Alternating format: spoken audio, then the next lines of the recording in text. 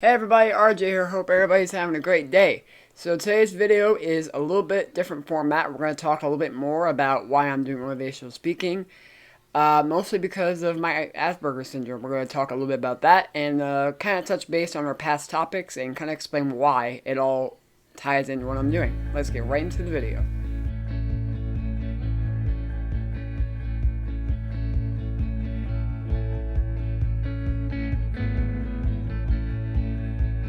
Hey everybody, RJ here. So this week's video is going to be a little bit different of a format. Like I said, we're going to talk a little bit about my Asperger syndrome. We're going to kind of give you guys an idea of what it is, some of the symptoms, some of the things I deal with, and how it contributes to my motivation. So we actually have a slideshow here that we're going to be reading from, and kind of give you guys a little bit more examples of what I go through on a day-to-day basis. So let's get started. About my life and how I deal with Asperger's. So here we go. You might be asking yourself, what is Asperger's? What does it mean? What are the different symptoms? So Asperger's is a mental disability that affects people's ability to communicate, talk, activities, social events, social skills, compulsiveness, things like that. And one of the biggest things that I deal with Asperger's is social events, meetings, stuff like that. So when it comes to social events, I often isolate myself from the rest of the crew or whoever's around me, whether it's family, friends, people I don't know. But anytime we're around a lot of people, I tend to isolate myself in my room or a safe place where I feel comfortable. And that's hopefully something I can improve on throughout this journey with you all. Just a quick example, we did have a party the other day with a few people in my family. And most of the time, I was in my room, I was happy, comfortable. I didn't want to be out there with a lot of people and kind of just stay to myself a little bit, I guess. And, I still went and said happy birthday, of course, but I'm usually the last one to really say hi to everybody. And just because of my disability. But the thing with disabilities is that they're not necessarily a bad thing. Disabilities just make us us. It's not our fault we had a disability. No, it's not our fault at all. But what I'm saying is that no matter if you have a disability, no matter if you have, different any other condition, you are still you. It's just what makes us us. So when I'm in these social situations, I tend to just sit in my room. I relax. I don't really engage in conversations in the outside world that much. And that's just how I've been being an introvert the last 10, 15, 20 years. All my life. Another thing with Asperger's is I repeat myself a lot, especially in the videos that you guys probably saw, but just repeating different words and scenarios and phrases. I do a lot of the same thing over and over again. We're going to talk about how that put me on a setback later on when we talk about goals and things like that. Another thing I really deal with a lot is limited interest in topics. So here's a good example for you guys. I used to love doing weather, whether it's checking the temperature, checking models, checking the radar. I used to sit here in my chair for hours just doing the same thing every day, and that really hurt myself. It hurt my, activity levels. It hurt my time with family, and I really didn't have much time to think about that. I was just so zoned in on one thing. So when it comes to things like that, I'm trying to find new ways and new hobbies to kind of get into that'll kind of give me some more things to do, different variety. So I'm still, working on that. And then another thing with the Asperger's is social anxiety. As you guys know, we talked about this in the past, but we're going to get more in depth on that here in a minute. So let's get right into that. So why do I deal with social anxiety? Why did it occur? What kind of examples happened with it? And what type of things do I experience during social anxiety situations? The first thing is the fear of rejection. People saying they don't like me, people want me around, just being afraid of people's input about me that I don't know, especially people that I don't know, strangers, people I see at the store, people I see at school, wherever it is. If it's a stranger or somebody I don't know that well, I tend to just shy away and not even talk to them. It's not because I don't like them. It's because I have this overwhelming fear of rejection and getting let down or letting other people down with my ability to talk and to communicate with them. Another thing with the social anxiety is I'm afraid to be around a large number of people, like we talked about before, with social situations where I'm alone. I don't like many people around me that I don't know, especially people that may even know me know this. They know that I am not very comfortable being around a lot of people at once. It's that overwhelming like crowd that's around me that makes me nervous. It's not because there's a lot of people, it's just because it's that crowdingness. And that's what really sets off my anxiety. Another thing I deal with is the thought of people looking at me weird or staring at me or kind of just judging me by their face gestures and their nonverbal movements. So that's another thing I struggle with too, is kind of just thinking everybody doesn't like me by the way they look at me or by the way they talk to me and tone and stuff like that. Just nonverbal communication with different people, whether it's at the store, whether it's at school, whether it's out somewhere, it doesn't matter. I will get afraid if people look at me weird because I believe they're going to judge me and not like me for what I look like, which I shouldn't be that way. I should just be, if they don't like me, that's on them. I can't change their mind. And then the biggest one here is just fear of change, fear of big, major changes in my life. We're also going to talk about that. But just being afraid of the spectrum of all the things that happen each day that I'm not used to or I can't adapt to. That's another thing I really struggle with social anxiety. So let's get into our next topic where we talk about failure. When we talked about failure, we used the example about, how my friend said I couldn't lose weight. And we also talked a little bit about school and failing 8th grade. But we're going to talk about a little bit of the more details, the concrete details of why I deal with failure. So here's some ways I look at that and reassurance as well. The first big thing for me is self-motivation. When I go through these points where I think I'm a failure for one single solitary second, I say to myself, is it that bad? Is it something that I'm going to dwell on forever? Is it something that's going to change my life? Because if this is the worst thing that happens to me, I'm doing a pretty good job. So self-motivation is something I really am trying to learn more about.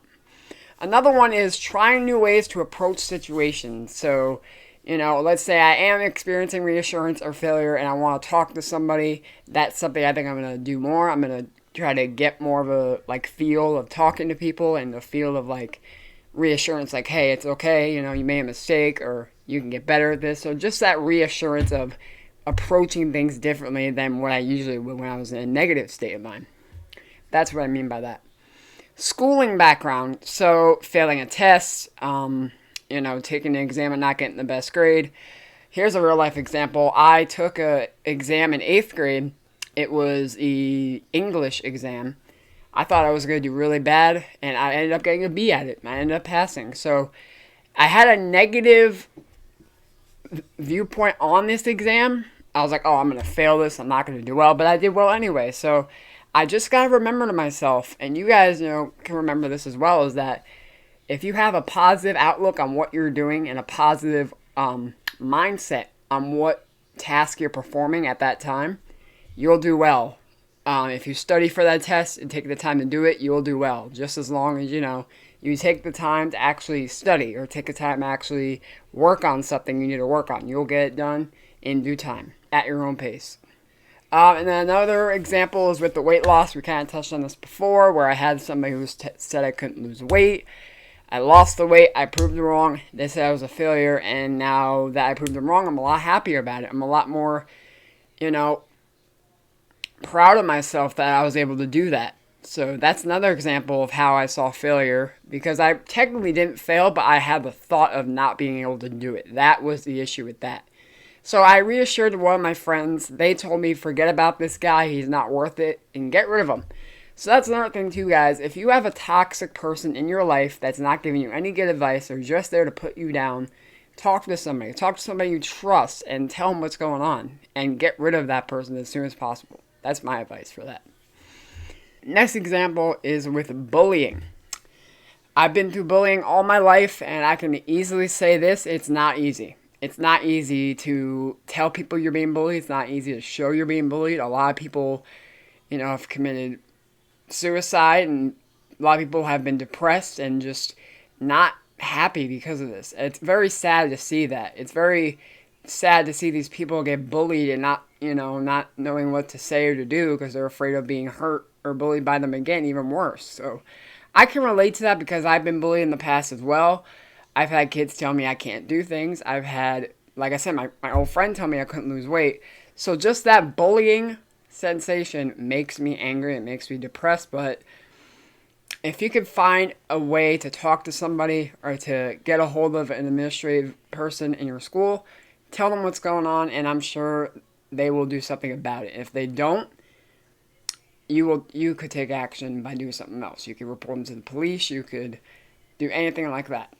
So really, their action of bullying is showing them they're jealous of you, or they're just trying to make a mockery of you, and that's messed up that they're doing that. Because if anything, if I was bullied, I would be like, okay, you want to bully me? Well, guess what? I'm not going to listen to you. I'm going to walk away. I'm going to stay away from this person. I'm going to not necessarily fight back, because fighting back is just getting them more angry and getting them more happy, because they're getting what they want out of you when you're fighting them back, believe it or not. I've seen friends who've gotten into fights and they've gotten hurt and they've hit them back, and honestly, it may be a solution for some of you guys, but for me, I just don't see me fighting somebody back. I just walk away. If a teacher sees, they'll take care of that, or if an administrative person sees, they'll take care of that, or I'll report them to the police. Simple as that. So that's what I would do when I'm in a situation where I'm being bullied mentally or physically, is to tell somebody about it, and I hope they do something about it. Okay, so next we're going to talk about stressors and triggers. Alright, so this is why I encounter stressors and triggers. The first thing is external events. Some may call it things you can't control, external locus of control, things that you can't control the outcome of, or you can't control what happens. Having an external locus of control has a lot to do with things you haven't caused or gotten an effect from that should affect you. Big example. Let's say one of your friends got in a fight with another one of your friends, and they want you to choose which friend you want to be friends with. And they fight anyway, and the one who wins, they're going to ask, okay, can I be your friend? That right there, that is having an external locus of control, and I'll tell you why. They're wanting you to be into that situation, to be into the drama, in a way. Because if you were to be friends with the one who won the fight just because they won, why does that have to do with you? Why can't you just do what you want to do, or, be friends with who you want to be with? Because if it was me, I wouldn't be friends with any of them if they wanted to fight over me. I would just leave both of them, because I don't want to be in any future drama with that person. Or here's another example. Let's say you took a test and you didn't get a really good grade on it, but you blame the teacher or the kid sitting next to you talking. That is having an external locus of control. You're blaming surroundings around you for your failures or your success. Now, on the other hand, we have internal locus of control, which is putting your own work into something that you cause and getting an effect out of it. Taking a test, studying, passing it, that is an internal locus of control. You controlled that. You did what you could to pass the test. So, when you're having an internal locus, you're doing things on your own to get an outcome out of it. The ones causing it outside of you, that's the external locus. The internal things are things you can control and things you can make decisions about. So, another thing we're going to talk about here is some stressors in everyday life. Maybe it's money, financial, just everything going on with the virus, just everyday things that happen that may stress you out. And some of the things you could have control over and some of the things you cannot have control over. One thing I would do as an exercise is take a piece of paper, write down some of the things you can control and write down some things you can't, and decide, in your mind, which one you're going to focus on, the ones you can or the ones you can't. For me, let's say I wrote down, things I can control, like, what I eat that day or when I sleep that night. And the things I can't control. So the things I can't control are things that I shouldn't be dwelling about, because those things I have nothing to do with, and I shouldn't be blaming myself for those external events. So that's a big difference between external and internal locus of control, is things that you don't cause or control versus things you can cause and control. So that is what we're going to keep doing here on this journey, is find more things I can control to better my life and hopefully to better yours as well, so you can deal with these stressors better. Here's another thing we're going to talk about in more in depth. We're going to talk about how I set these goals and how it, contributes to my motivation. So timers are a big thing, guys. If you are overworking yourself and you feel like you're doing this way too much, you need a break, and you not necessarily want to take a break, set a timer for an hour or a half hour. Take that time to do what you need to do, and when you're done, walk away, drop your pencil, get out of what you're doing, and take a break. We all need a mental break. Everybody does. No matter who you are, what job you work at, what school you go to, whatever condition, everybody deserves a break from reality for a little bit. Even I do.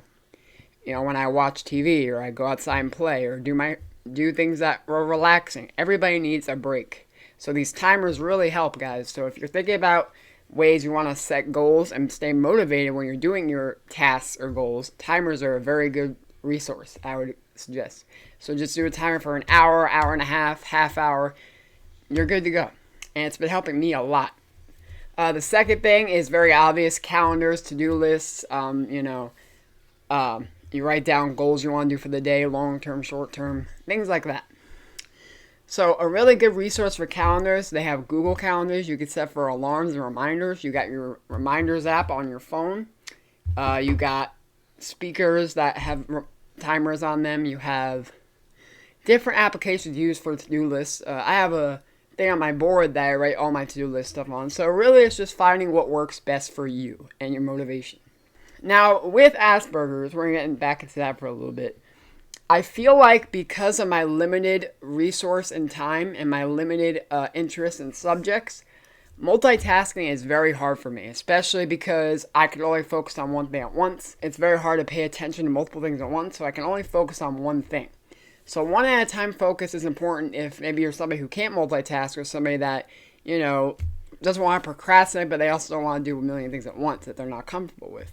So one at a time focus is something I do a lot when I'm setting my goals. So when I'm setting these, goals that are very realistic and very rational, I do them one at a time. Like this right now, I'm focused on this. And next, we're going to talk about some goals that I have personally. So like I said, my goal today is to get this video uploaded and edited. I have the book I'm writing that I talked to you guys about before. Possibly going back into college to get my degree. And just staying happy every day. That's a big goal for me, is just to stay happy, stay motivated, stay positive whenever possible, guys. So just setting goals for your future is very important. If you have a huge goal in the future and you're always worried about the future, make goals today to get to that future. Sure, there's going to be some interruptions and some roadblocks in the way, but if you find ways to get through those in a way that you think you can do it in, do it. Make a plan for the future for whatever you're doing. It doesn't matter if you're going to graduate, if you're going to get a driver's license, if you're going to get a new car, a new house. Make these small goals to get to that bigger endpoint.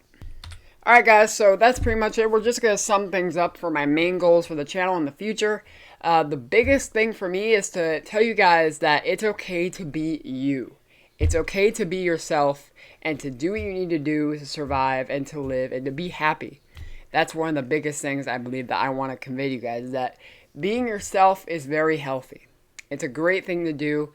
If you're somebody who may not like who they are and don't have any motivation, read some motivational quotes or talk to somebody. Talk to one of your friends or family that you care about, and they can help inspire you to do what you want to do and do what you love to do. The second thing I really want to do on this channel is just, improve my life and others around me. My family, my friends.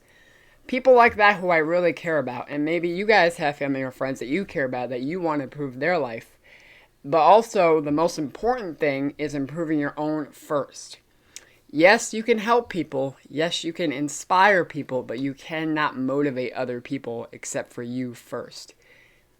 So, for me, I work on myself first. I work on my life first. And then if I have time to help other people, I will. But when it comes to me, I only have one life to live. I only have one time in my life where I can live how I want to live it. So why would I spend the rest of my life worrying about everybody else and not my own sanity and my own life and my health? So that's another goal, is just to improve my life and help people's life as well when I have time to. Another big goal for me is just to find more ways to cope with anxiety and failure and low self-esteem and all these goals I want to set. Because one day I'm going to forget a lot of the things I'm learning now, and And I sure hope that a lot of you guys, are learning things with me, like the timers and, ways to cope with stress and anxiety. So really for me, it's just finding new ways to stay happy, finding new ways to stay motivated and to get where I need to get to. Alright guys, so that's about it. I hope you guys all had a great day today. And if you guys like the videos I'm putting out, make sure you like and subscribe. I really love you guys. I really appreciate you guys. You guys are everything.